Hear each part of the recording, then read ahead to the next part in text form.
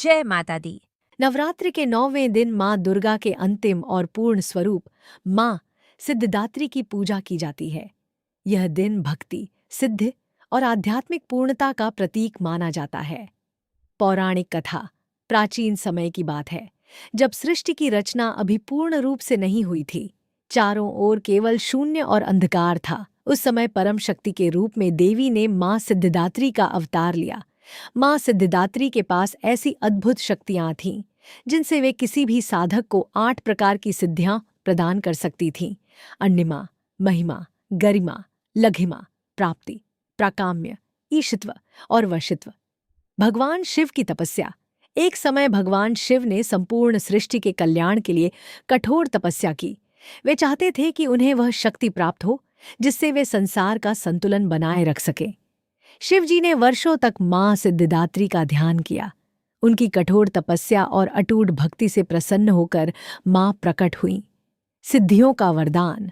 माँ सिद्धिदात्री ने प्रसन्न होकर भगवान शिव को 8 सिद्धियां प्रदान कीं। इन सिद्धियों के प्रभाव से शिव जी अत्यंत शक्तिशाली और पूर्ण हो गए। कथा के अनुसार जब शिव जी ने इन सिद्धियों को धारण किया तो उनके शरीर का आधा भाग देवी शक्ति का हो गया। तभी से उनका स्वरूप अर्धनारीश्वर के नाम से प्रसिद्ध हुआ, जिसमें आधा भाग शिव और आधा भाग शक्ति का है। देवताओं और ऋषियों को वरदान। केवल भगवान शिव ही नहीं, बल्कि अन्य देवताओं, ऋषियों और साधकों ने भी माँ सिद्धिदात्री की उपासना की। माँ ने सभी को उनकी तपस्या और भक्ति के अनुसार सिद्धियां और ज्ञान प्रदान किया। इस प्रकार माँ सिद्धिदात्री सभी सिद्धियों की दात्री, देने वाली कहलाती है। 9वें दिन का महत्व। यह दिन नवरात्रि की साधना का अंतिम और सबसे महत्वपूर्ण दिन होता है। इस दिन कन्या पूजन, कंजक का विशेष महत्व होता है। माँ की कृपा से भक्त को ज्ञान, शक्ति और सफलता प्राप्त होती है। सभी मनोकामनाएं पूर्ण होती हैं। पूजा विधि। सुबह स्नान करके स्वच्छ वस्त्र धारण करें। माँ सिद्धिदात्री की प्रतिमा या चित्र के सामने दीपक जलाए।